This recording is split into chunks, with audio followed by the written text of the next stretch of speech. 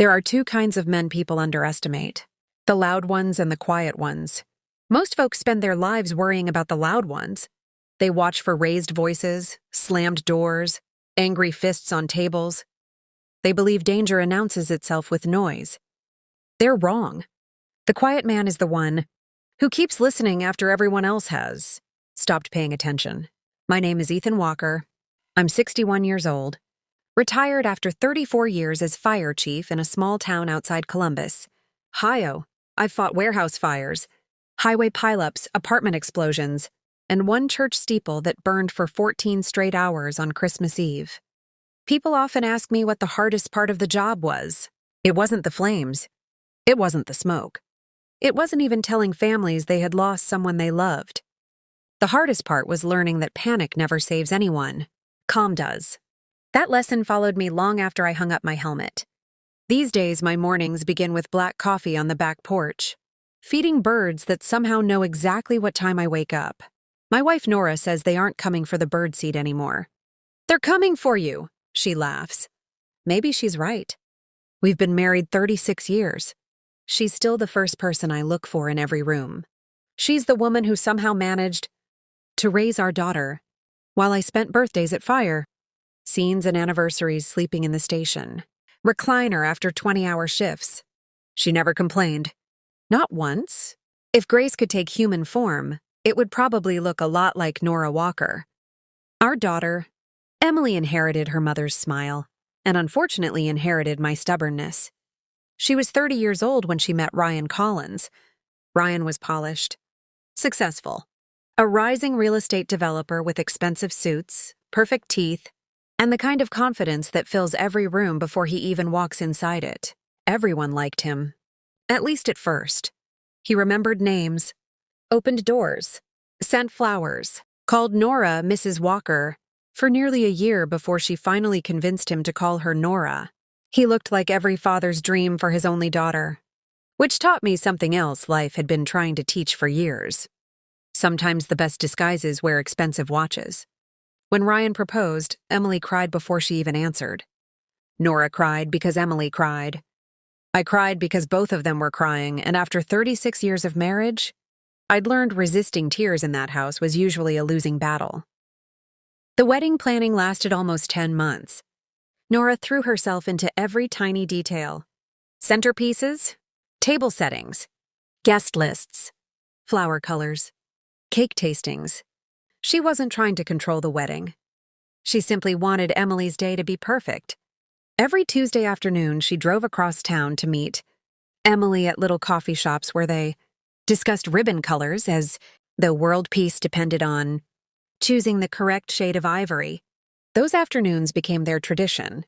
I'd tease her whenever she came home carrying another sample book. How many shades of white exist in this world? She'd smile without looking up. According to brides, apparently several hundred. The wedding was scheduled for the first Saturday in October. Clear skies, cool breeze. The maple trees had just started turning red. It looked like one of those magazine weddings people save on Pinterest boards. The ceremony was held at an old renovated barn overlooking rolling farmland. White lights hung from exposed wooden beams. Fresh flowers lined the aisle. Country music drifted softly through hidden speakers. Everything felt peaceful, almost too peaceful. Around 4 o'clock, about an hour before dinner, I stepped outside to answer a phone call from Jack Morrison. Jack had been my best friend for 40 years. We'd fought fires together until retirement. "You surviving wedding season?" he asked. "Barely. Nora still making everyone rearrange flower pots?" "3 times this morning." He laughed. "I'll be there in 20. I slipped my phone back into my jacket and walked toward the reception hall. That's when I noticed Ryan standing beside the DJ's booth. He wasn't alone. The DJ leaned over a laptop while Ryan pointed at the screen. Emily stood nearby. She looked uncertain, not upset, just hesitant. Ryan whispered something. Emily gave a small shrug. Then Ryan grinned. The DJ nodded. I kept walking. Ryan spotted me. "Ethan!" he called. "There you are." I smiled. "Everything ready?" "Just making one last surprise." "For Emily?" He winked. "You'll see." Surprises at weddings aren't unusual, so I didn't think much about it. Not yet. Dinner began just after sunset. People laughed. Glasses clinked together. Children chased each other between tables while grandparents pretended not to notice. Nora looked beautiful. She wore a navy blue dress she'd almost returned because she thought it was too fancy. I'd convinced her otherwise. She caught me staring. What? Nothing. You're smiling. I'm married above my station. She rolled her eyes. You've been using that line for 36 years. Because it's still true. She reached over and squeezed my hand beneath the table. Then the DJ picked up the microphone.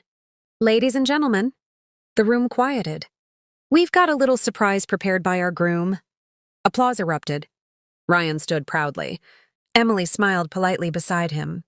The lights dimmed. A projector flickered to life against a giant white screen. The first picture appeared. Nora, age 12, huge glasses, messy hair, holding a science fair ribbon. People chuckled. Nora laughed softly too. Oh my goodness. Another picture. Teenage Nora with braces. Then one from college wearing an oversized sweater. Then another. And another. Each picture became slightly more embarrassing. Awkward hairstyles, homemade dresses, goofy facial expressions, old-school photos. Someone at another table laughed louder than everyone else. Then another person joined in. The slideshow continued. Now captions appeared beneath each picture. Future mother-in-law fashion disaster. Laughter. Before she learned what a hairbrush was. More laughter. Nora's smile faded almost invisibly. Only someone who'd watched that smile for 36 years would have noticed. I noticed. Emily looked down at her lap. She didn't laugh. But she didn't stop it either. Ryan stood near the screen grinning proudly as guests laughed harder with every slide. Then came the last picture. A 16-year-old. Nora standing outside a tiny trailer with patched clothes and worn-out shoes. Across the screen appeared the words, "Proof anyone can marry up." The room exploded with laughter. Real laughter. Comfortable laughter. The kind that assumes everyone is in on the joke. I wasn't. I looked at Nora. She smiled. Actually smiled. Then she quietly lowered her eyes toward her folded napkin. Nobody else saw it. Nobody except me. And Jack. He had just walked through the side entrance. His smile disappeared instantly. He leaned close enough for only me to hear. Ethan. I saw. You okay? I kept my eyes on the screen. Perfectly. You've got that voice? What voice? The one you used before ordering us into burning buildings. I picked up my coffee. It's just a slideshow. Jack looked at me for a long moment. No, he whispered. It isn't. The applause finally faded. Ryan hugged the DJ. Guests complimented the funny surprise. Emily walked toward her mother. I'm sorry. I didn't know he'd... She never finished. Ryan interrupted by wrapping an arm around Emily. Come on. They loved it. Nora smiled gently. It's all right. She even hugged him. That's who Nora was. She protected other people's feelings before her own. Watching her comfort the man, who had embarrassed her, hurt more than the slideshow itself. A few minutes later, the dancing began. Ryan and Emily spun happily beneath hanging lights. Nora watched them with tears in her eyes. If she's happy, she whispered. That's enough for me. I slipped my arm around her shoulders. It should never have happened. She looked up. What? The slideshow? Oh, Ethan. It was only a joke. No, I said quietly. It wasn't. She searched my face. What are you thinking? I smiled. The same thing I've thought in every emergency I've ever faced. And what's that? I watched Ryan laughing across the dance floor. I'm thinking it's too early to make decisions. She squeezed my hand. I love that about you. I kissed her forehead. I know. Across the room, Ryan raised a glass toward me. I raised mine back. He smiled. I smiled too. The difference was simple. He believed the evening was over. I knew it had only just begun. People think revenge begins with anger. It doesn't. It begins with attention. The Monday after the wedding, I woke up at exactly 5:27. the same time my body had chosen for nearly 3 decades. Retirement had never convinced it to sleep later. The house was quiet. Nora was still asleep upstairs, one arm stretched across my side of the bed as though she had reached for me sometime during the night and found only empty blankets. I brewed a pot of black coffee and carried my favorite mug out to the porch. The October air had turned crisp. A pair of cardinals landed on the fence, waiting patiently for breakfast. I scattered birdseed across the feeder and watched them settle in. Most people would have looked at that morning and called it peaceful. It was, but peace doesn't erase memory. It simply gives you room to think. I replayed the wedding in my mind, not with anger, but with the same methodical focus I'd used after every major fire. When a building burned, my job didn't end after the flames were out. We investigated. Where had it started? What allowed it to spread? What warning signs had everyone ignored? Families didn't need guesses. They needed facts. I approached the wedding the same way. Not because I wanted revenge, because I wanted the truth. Around 8 o'clock, Nora wandered into the kitchen, wearing slippers and one of my old department sweatshirts. She smiled when she saw breakfast already waiting. "You've been up for hours." "I've had practice." She kissed my cheek before pouring herself coffee. For several minutes, we talked about ordinary things. The weather, her garden, a neighbor who insisted every squirrel in the county was stealing tomatoes. Finally, she looked at me over the rim of her mug. "You've been quiet." "I usually am. Not this kind of quiet." I smiled. "You know me too well." "I've had 36 years. She hesitated. "You're still thinking about Saturday." "I am." "Ethan?" "It hurt you." She looked down. "It embarrassed me." "That's different." "No," I answered gently. "It isn't." She reached across the table and rested her hand on mine. "Please don't make Emily choose between us." That sentence stayed with me all day, because it told me exactly what kind of woman I'd married. She wasn't worried about herself. She was worried about our daughter. "I won't." I promised. And I mean that. That afternoon I drove downtown. Not to Ryan's office. Not to Emily's apartment. Instead, I stopped at an old stationery shop tucked between a bookstore and a tailor. The owner recognized me immediately. "Chief Walker." "Retired chief." "Once a chief, always a chief." He smiled. "What brings you in?" "I need a notebook." "What kind?" "The kind that lasts." He nodded thoughtfully before disappearing into the back room. When he returned, he placed a dark brown leather notebook on the counter. Simple. No logo. No decoration. Strong stitched binding. Good paper. I opened it. Blank pages. Nothing more. "I'll take it." As he wrapped it, he asked, "Starting a memoir?" "Not exactly." "What then?" I smiled. "I'm keeping track." That evening, after Nora had gone upstairs, I opened the notebook. On the first page, I wrote one sentence. October 7th. Ryan arranged a public joke at Nora's expense. Emily knew beforehand. Neither stopped it. I stared at the words. Then I closed the notebook. No opinions. No insults. Just facts. Facts are difficult to argue with. 3 days later, my phone rang. "Ryan, Ethan, how's retirement treating you?" "Can't complain." I was thinking, "That's always dangerous." He laughed. "I wanted to apologize if that slideshow came across wrong." "Interesting." "Not apologize. Apologize if I appreciate the call." I mean, everybody laughed. They did. I honestly thought Nora enjoyed it. I looked out the window. Across the yard, Nora was trimming roses. She still smiled every time she worked in that garden. "Ryan." "Yeah?" "Your intentions belong to you." Silence. "The results belong to everyone else." Another pause. "I guess I never thought about it like that." "I know." We spoke another 5 minutes about football before hanging up. Then I opened the notebook again. October 10th. Ryan acknowledged the slideshow without accepting responsibility. Focus remained on intention rather than impact. Nothing more. Sunday dinner became our tradition.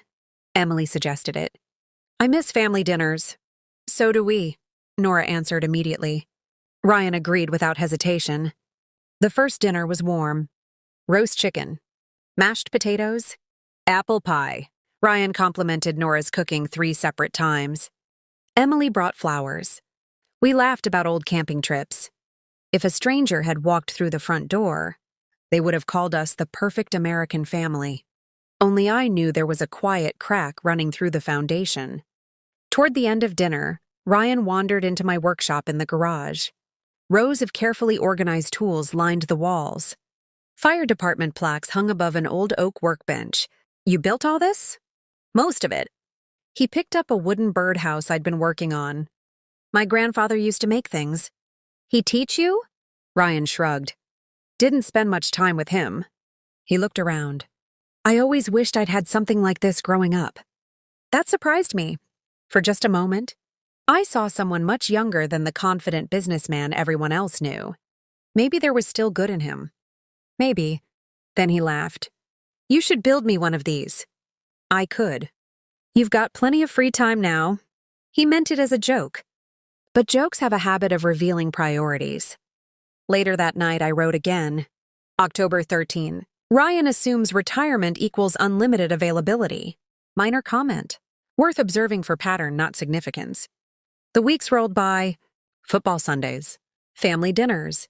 Birthday lunches. Coffee on the porch. Ryan relaxed more every visit. He started calling me Ethan instead of Mr. Walker. He borrowed my ladder, asked for investment advice, invited me golfing. Trust grows quietly. So does carelessness. One afternoon, Emily called. Dad? Hi, sweetheart.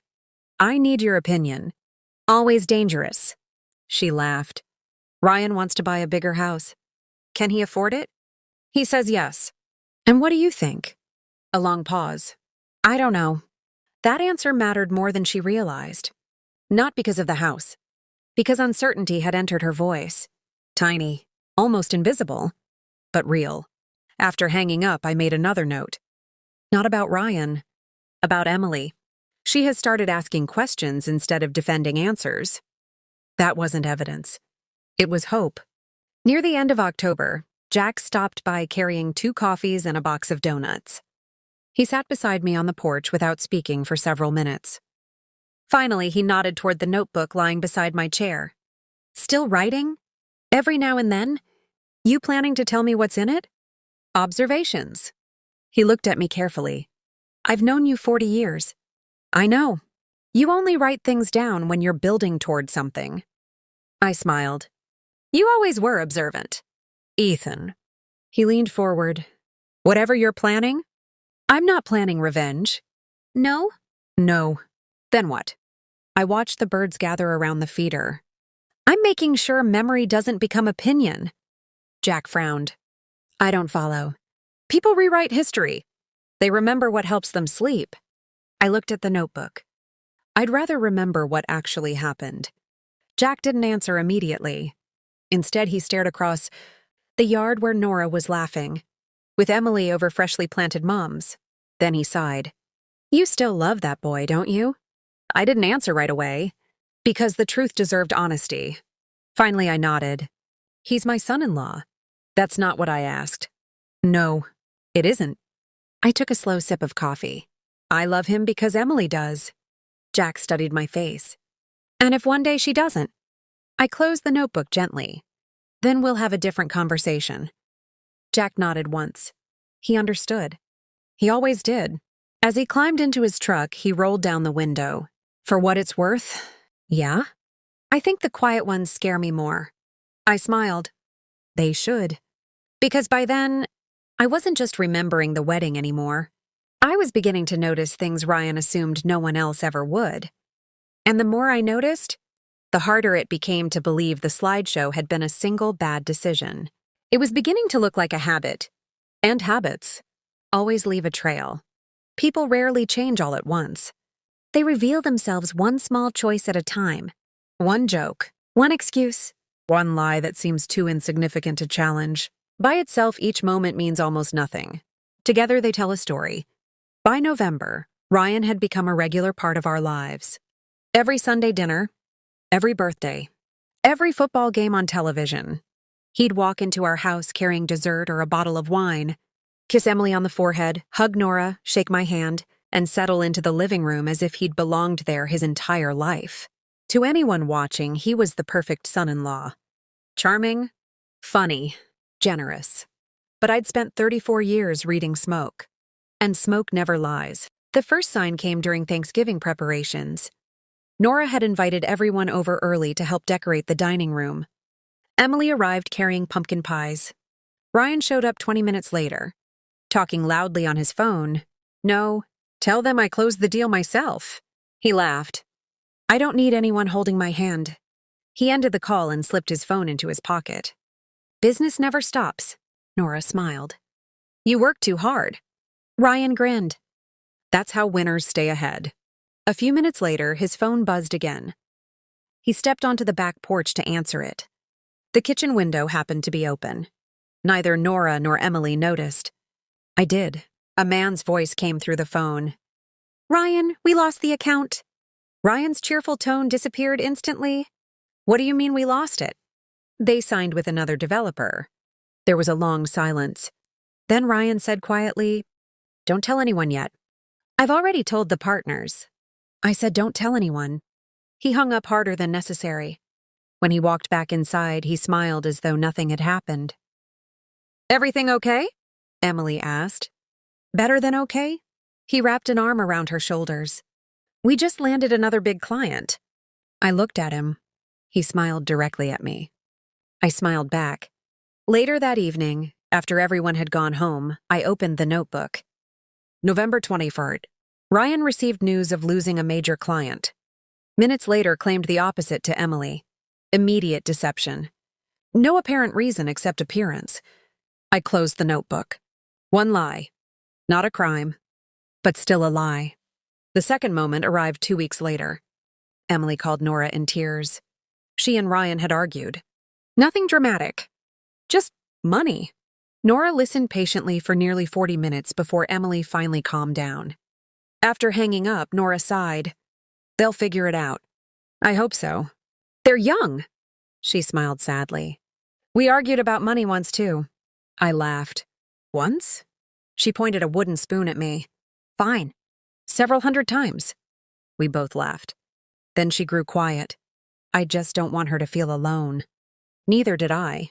That Saturday, Ryan invited me to lunch. Just the two of us. He chose the nicest steakhouse in town. As we waited for our food, he leaned across the table. "Ethan." "Yeah?" "I wanted your opinion." "On?" "I'm thinking about asking one of my investors for another loan." "For the business?" He nodded. "I just need a little extra cash flow." "How much?" He named a number that made me whistle softly. "That's not little." He laughed. "You sound like Emily." "Maybe Emily has a point." Ryan leaned back. "You know how business works. I know how debt works." He smiled politely. "But big risks create big rewards." "Sometimes," I answered. "And sometimes they create foreclosure." He chuckled as if I'd made a joke. I hadn't. Before we left, the waitress brought the check. Ryan reached for it dramatically. "My treat." The waitress smiled. "Actually, sir, your card was declined." For the briefest moment, panic flashed across his face. Then he laughed. "Wrong card." He pulled out another. "It worked." He winked at me. "Happens all the time." Maybe it did. Maybe it didn't. I didn't write about the declined card.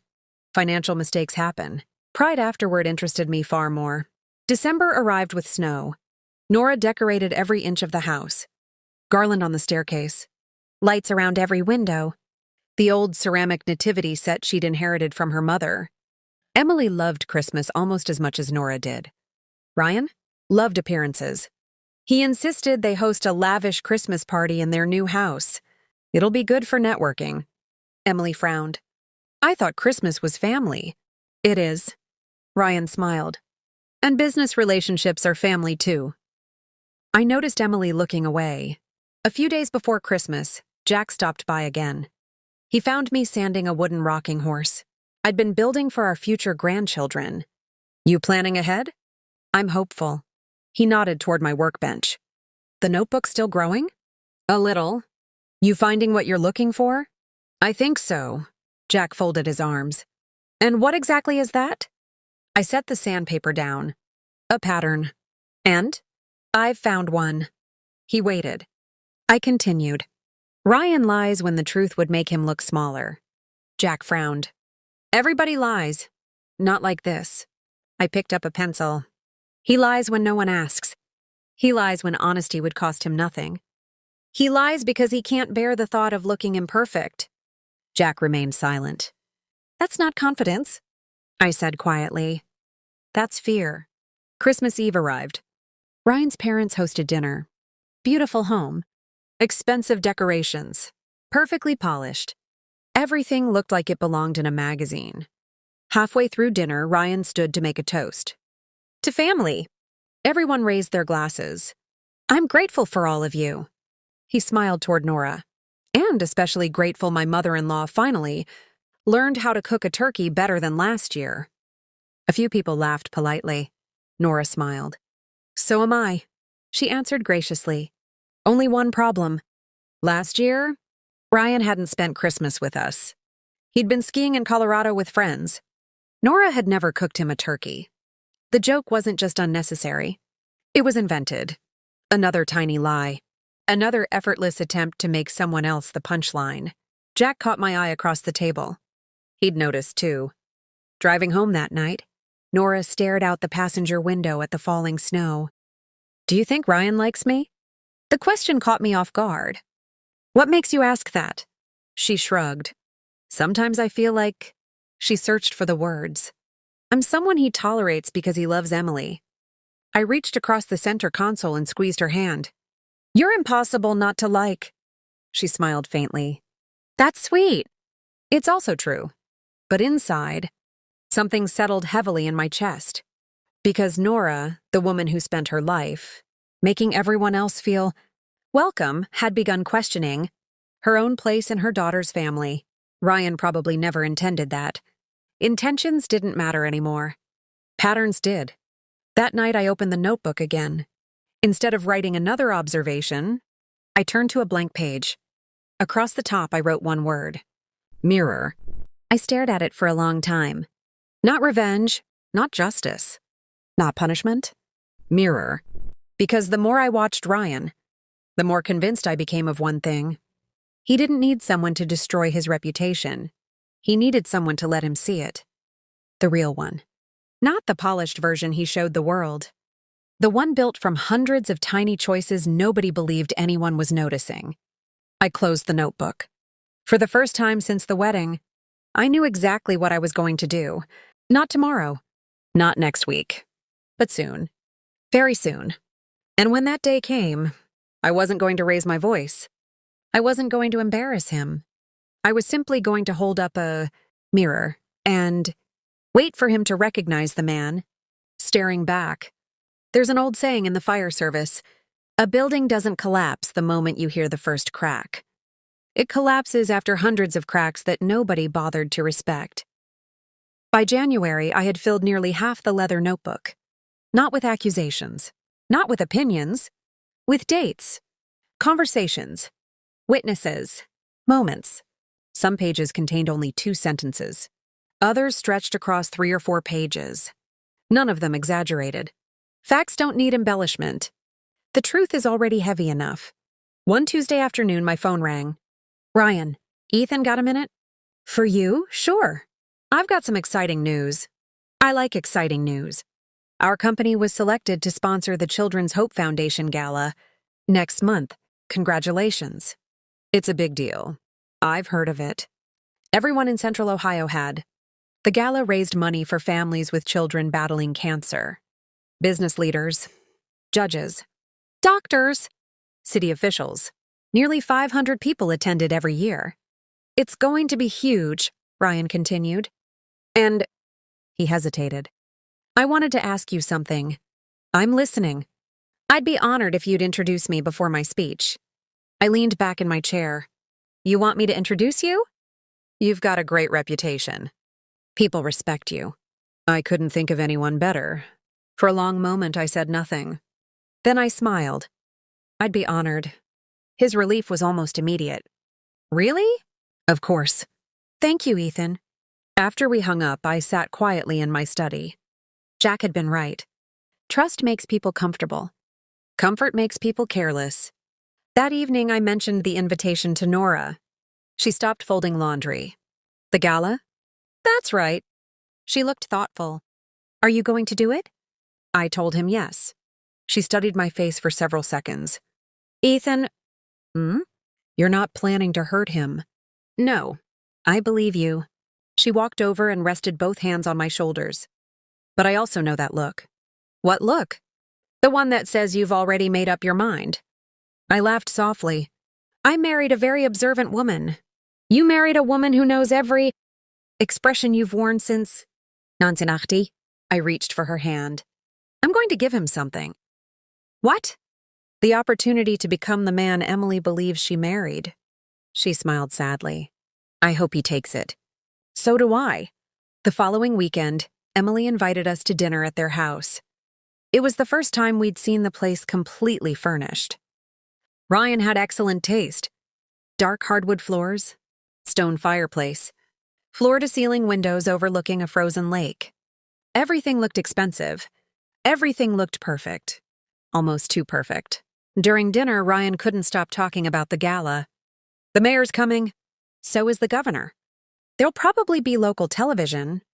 Emily smiled proudly. I'm happy for him. So am I answered honestly. Because I was. Success had never been Ryan's problem. Character was. Halfway through dessert, Ryan raised his glass. I've got another announcement. Emily looked surprised. We're thinking about starting a family. Nora nearly burst into tears. Oh, Emily.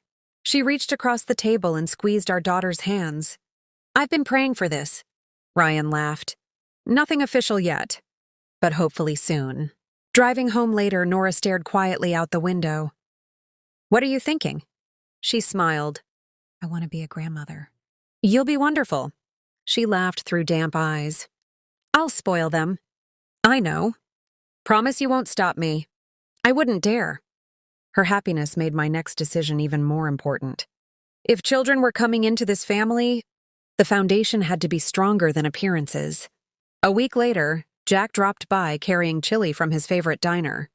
We ate in my workshop while snow tapped softly against the windows. So, he said between bites, I hear you're introducing Mr. Collins.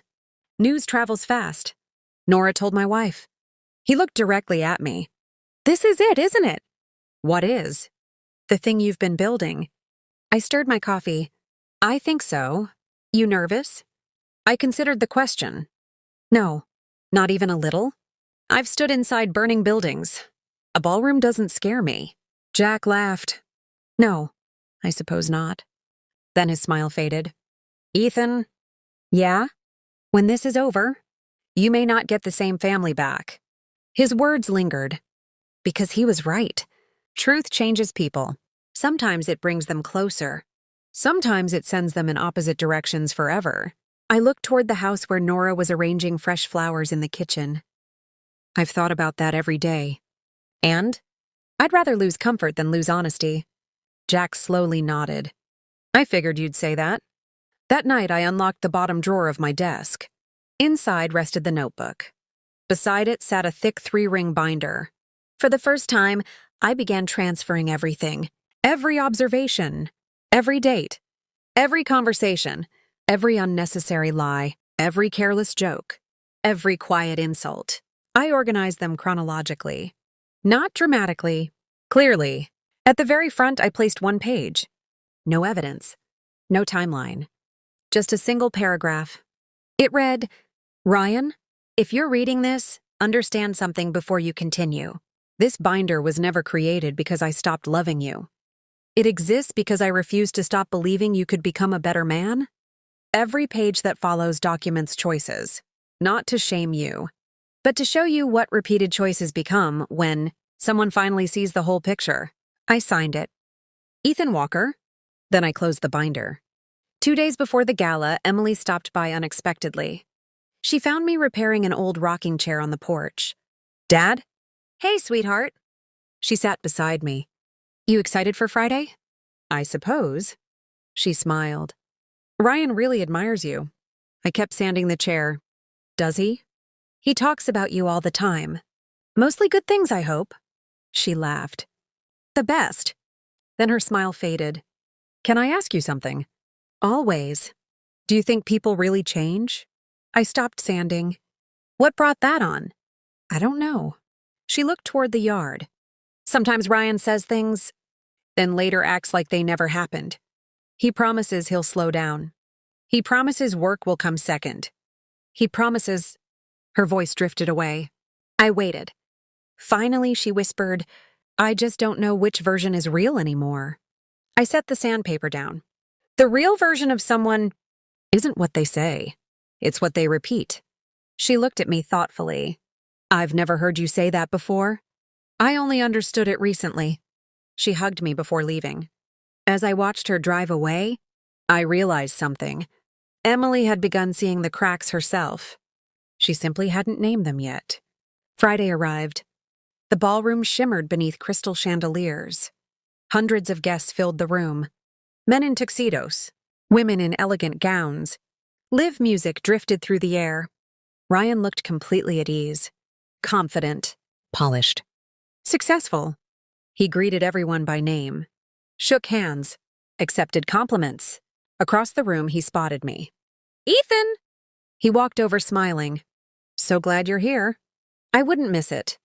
He adjusted his tie. Nervous? I'm giving the speech. He laughed. I meant me. You'll do fine. I know. He grinned. But hearing it from you helps. The event coordinator approached. Mr. Walker, we're ready for your introduction. I nodded. Ryan straightened his jacket one last time. See you up there. He walked toward the stage. The lights dimmed. The room fell silent. The master of ceremonies welcomed everyone before smiling toward me. And now, it is my pleasure to introduce retired Fire Chief Ethan Walker. Applause filled the ballroom. I stood, buttoned my jacket, picked up a slim black folder, and slowly walked toward the stage. Ryan smiled confidently from the wings. He had no idea that this speech would become the most important moment of his entire life. There is a strange kind of silence that exists just before someone tells the truth. I've heard it in hospital waiting rooms. I've heard it outside burning houses. I've heard it when a police officer removes his hat before knocking on a family's front door. It's different from ordinary silence. It feels heavier. As I walked toward the podium that evening, I felt it settle across the ballroom. Nearly 500 people sat beneath crystal chandeliers.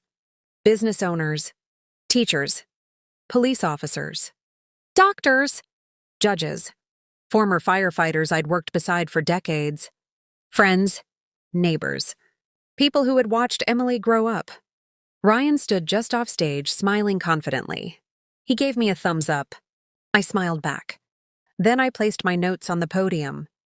The applause faded. I looked around the room. So many familiar faces. A few people smiled.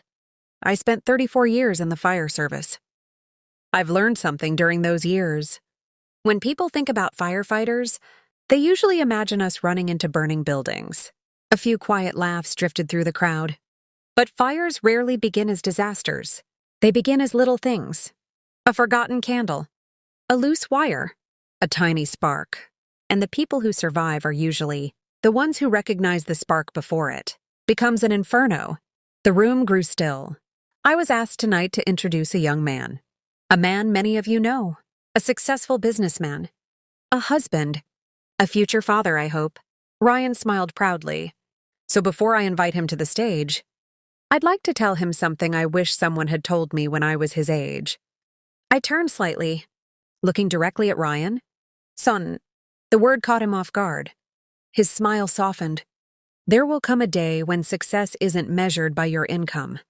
It won't be measured by your house. It won't be measured by the awards hanging on your office wall. It will be measured by one simple question. When the people closest to you feel small, what do you do? The ballroom became completely silent. Ryan's smile faded just enough for me to notice. I continued. I've made mistakes. Every person in this room has. The measure of our character isn't whether we fail. It's what we choose after someone shows us that we have. I picked up the slim black folder. It wasn't the binder. Not yet. Inside rested only one sheet of paper. I removed it slowly. My wife once told me something I'll never forget. Kindness isn't pretending nothing happened. Kindness is giving someone the chance to become better. I folded the paper, placed it back inside the folder, then smiled warmly. So tonight, I'd like everyone to welcome a hardworking young man who still has many years ahead of him to become exactly that. I stepped away from the microphone. Ladies and gentlemen, Ryan Collins. The room erupted in applause. Ryan looked confused, relieved, almost emotional. As we crossed paths near center stage, he whispered, "I thought you were going somewhere else with that." I smiled. "I am." He frowned slightly. "What?" I quietly placed the slim black folder into his hands. "Don't open it here." His eyebrows lifted. "What is it?" "A gift." Then I walked back to my seat. Ryan delivered his speech beautifully. Confident, funny, professional. He thanked the foundation, thanked Emily, thanked his employees. He even thanked me. The greatest compliment I've ever received was being introduced by Ethan Walker. The audience applauded again. I clapped too, because every word he had spoken was sincere, at least in that moment. After the gala ended, people gathered in the ballroom for coffee and dessert. Ryan approached me, still holding the folder. "Ethan, you really don't want me opening this now?" "No." "Why?" "Because tonight belongs to those children." He looked toward the foundation volunteers, then nodded. "I understand." He hugged me. A genuine hug? "Thank you." "Drive safely." Emily kissed Nora goodbye. The four of us walked into the cold January night. Snow drifted gently beneath the parking lot lights. Ryan held the folder under one arm all the way to his car. He never let go of it. The phone rang the next morning at 6:42. "Ryan." I answered immediately. "Ethan." His voice sounded different. Hoarse. "I read it. I figured you might." There was a long silence. He stopped. Started again. "I didn't sleep?" "I imagine not." I kept thinking, surely he's exaggerating. But every page, every date, every conversation, he inhaled shakily. I remember all of them. I looked out the kitchen window. The sun had barely risen. Birds gathered around the feeder, still waiting for breakfast. I wasn't trying to hurt anyone. "I believe you. I never stopped." "No, you didn't." Another silence. Longer this time. Finally, he whispered, "I became someone I wouldn't even want my own son to become." I closed my eyes. There it was. Not guilt. Recognition. Exactly what I'd hoped for. "I don't know how to fix this," he admitted. "You start." "Where?" "With the person who smiled while you embarrassed her." "Nora." "Yes." "And Emily?" "Her too." "And you?" I smiled softly. "I'm last." He began crying. Not loudly. Not dramatically. Quietly. Like a man whose reflection had finally become impossible to ignore. That afternoon, Emily called. "Dad." "Hi, sweetheart." "What did you give Ryan?" "A notebook." "He hasn't stopped reading it." "I know. He keeps apologizing. He apologized 3 different times before breakfast." I smiled. "How do you feel?" She hesitated. "I think, for the first time, he actually understands." "So do I." She wiped away tears. "I should have stopped the slideshow." "You should have." "I'm sorry." "I know you are." Her voice cracked. "I kept telling myself it was only a joke." "I know. I was wrong." "Yes." She cried openly now. "I'm so sorry." "I love you." "I love you too, sweetheart." Neither of us spoke for nearly a minute. Sometimes silence carries more forgiveness than words ever could. 3 days later, Ryan called again.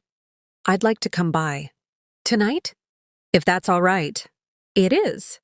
When the doorbell rang that evening, Ryan wasn't carrying wine, or dessert, or one of his expensive jokes. He carried only the black folder. He looked older than he had a week earlier. Not physically. Emotionally, he stepped inside. Nora greeted him warmly. Emily stood beside him, holding his hand. No one spoke until we all sat down in the living room. Ryan placed the folder carefully on the coffee table. Then he looked directly at Nora. I humiliated you. No excuses, no explanations. I made you feel small. You welcomed me into your family, and I repaid you with pride. His voice broke. I'm ashamed. Nora reached for a tissue. Not for herself. For him. That's who she was. Ryan continued. I don't expect forgiveness tonight. I only wanted you to know I'm finished pretending. He looked at me. I finally understand why you never yelled. I smiled gently. Do you? You didn't want to win. No. You wanted me to? I nodded. Exactly. The room became quiet again. Emily slipped her arm around her mother. Ryan lowered his head. Nora stood, walked across the room, and hugged him. Not because he'd earned it, because she had chosen grace. I watched my wife holding the young man who had once embarrassed her in front of hundreds of people. And I realized something. She had been stronger than all of us from the very beginning. She simply hadn't needed a notebook to prove it. People often ask me if Ryan changed overnight. The honest answer? No. Real change almost never happens in a single conversation. It happens in the small decisions nobody applauds. The ordinary moments. The ones that don't end up on social media. The ones that quietly become a new way of living. The evening Ryan apologized, he stayed for nearly 3 hours. Not because anyone asked him to, because for the first time since I'd known him, he stopped trying to sound impressive. He simply answered questions. Honestly, sometimes honesty is harder than confession. Confession focuses on one mistake. Honesty asks you to explain the person who made it. Ryan admitted the slideshow had been his idea from the beginning. He'd wanted everyone laughing. He wanted to look funny, confident, the life of the party. Emily had told him she wasn't sure it was a good idea. He convinced her it was harmless. It'll make everyone relax, he'd said. Instead, it made one woman quietly wonder if she still belonged in her own daughter's new family. Ryan cried when he said that. Not because I reminded him, because he had finally realized it himself. That mattered. You can force someone to repeat the words, I'm sorry. You cannot force them to understand why those words matter. Over the next few weeks, something unusual happened. Ryan stopped talking so much.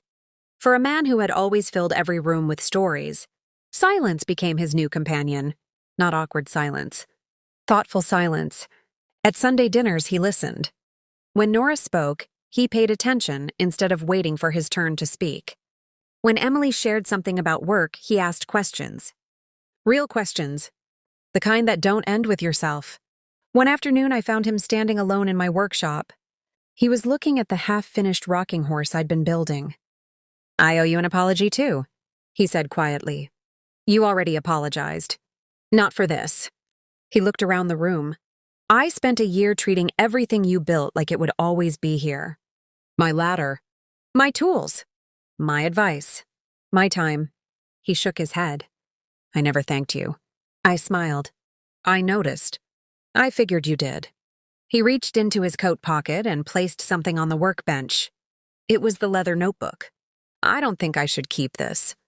I looked at it for a long moment. No, you shouldn't. I picked it up, opened the final page, and wrote one last entry. February 18th, Ryan returned the notebook without being asked. Chose gratitude over pride. Pattern changing. Continue observing with hope instead of concern.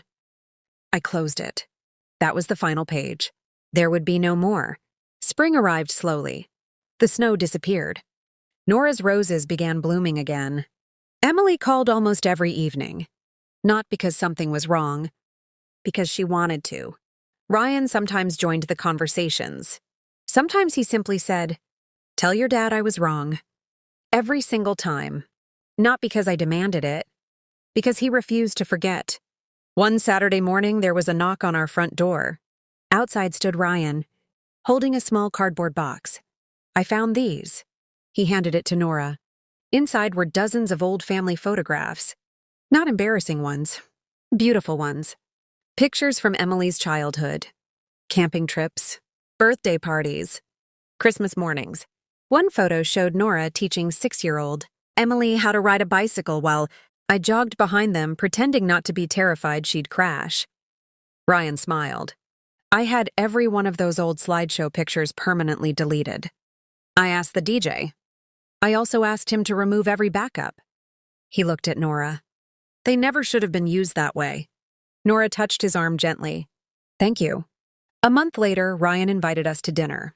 Same house, same dining room, but something felt different. There were no business calls, no phone on the table, no stories about million-dollar deals. Just family.